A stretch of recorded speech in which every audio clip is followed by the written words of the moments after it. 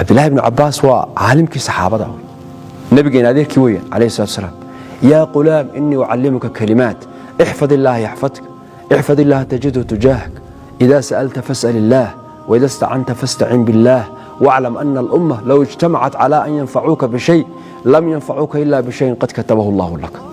ولن اجتمعوا على أن يضروك بشيء لم يضروك إلا بشيء قد كتبه الله عليك رفعت الأقلام وجفت الصحف رواه الترمذي وقال حديث حسن صحيح. وفي رواية الإمام أحمد احفظ الله تجده أمامك تعرف إلى الله في الرخاء يعرفك في الشدة واعلم أن ما يصيبك لم يكن ليخطئك وأن ما خطأك لم يكن ليصيبك واعلم أن النصر مع الصبر وأن الفرج مع الكرب وأن مع العسر يسرا. رسولك عليه الصلاة والسلام إنه يهوي الكلمات بانكو بريا والإلهي حفظي إلهي باكو حفظيه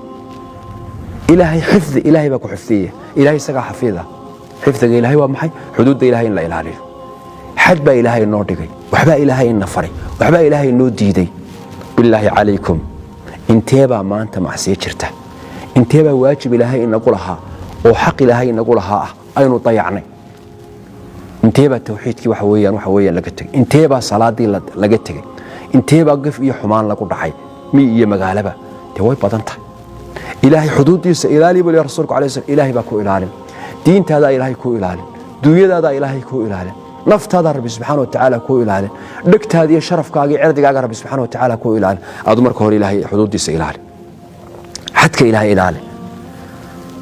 عيد هداد ويدي سنة إلهي سبحانه وتعالى ويجيسه عيد هداد كالمي سنة رب سبحانه وتعالى كالميسه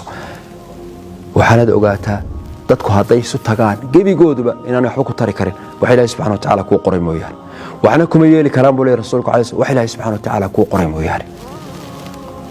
qalinkii wax lagu qoray waa la koryeelay sheegay la qoray waa qalalaga riwaayada dambe Ilaahay garo hortaada ka heli Ilaahay ba ku jihayn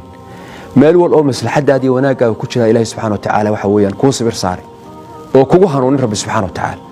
marka Ilaahay subhanahu wa ta'ala xifdido markaad barwaaqaysan tahay Ilaahay garo Ilaahay isbar Ilaahay ku xirnow Ilaahay kaliye Ilaahay ateec Ilaahay caasiin marka aad waxa weeyaan aad nicmada iyo barwaaqada haysato taarraf ila Allah fi ar-raqa ya'rifka fi shidda dhibaata markay ku hesho Ilaahay subhanahu wa ta'ala markaas rabbi subhanahu wa ta'ala si degdega dhibaatada kaaga saaray waxa la ogaataa wixii kugu dhacay inaanu ku gafeen wixii ku weydaartay aan kugu dhicina inaanu kugu badhaxeen anna wax Ilaahay ku qoray oo ba kugu dhacay wax Ilaahay ku qoray inaanu kugu dhicin ba ayaan kugu dhacayno ku weydaaranay nasriga iyo guusha waxa lagu gaaro sabirka farajka waxa weeyaan waqtiga kurbadu marka waxa weeyaan ay jirto ayuu heliyaa dhibaata markay timaado Ilaahay subhanahu wa ta'ala ba keenay yusriga iyo fudaydka idan Ilaahay subhanahu wa ta'ala inaanu xifdino xuduudiisa ilaalina waxa kamid tahay asbaabta Ilaahay subhanahu wa ta'ala adoomaha dhibka kaga fiido Ilaahay baynu weydiisanaa subhanahu wa ta'ala inuu waafajiyo abaarta iyo sicir baraka Ilaahay subhanahu wa ta'ala inaga kor qaado الكريم في بيتك. بشارو بشوي haddii barashada quraanka loo gali jiray safar hadda waxaad ku baranaysaa quraanka iyo culumta islaamka adiga oo jooga hoygaaga ama goobtaada shaqo dugsiga online-ka ee barashada quraanka iyo culumta islaamka duruusta sida taxanaha u bixinayo waxa kamid ah barashada quraanka iyo higaada culumta shariicada tarbiyada ubadka iyo luqadda carabiga qiraa'aadka quraanka kariimka iyo barashada salaada isqoristu waa ay socotaa wixii faahfaahinaya intaas si dheer kala xiriir telefoonada iyo ciwaanada ku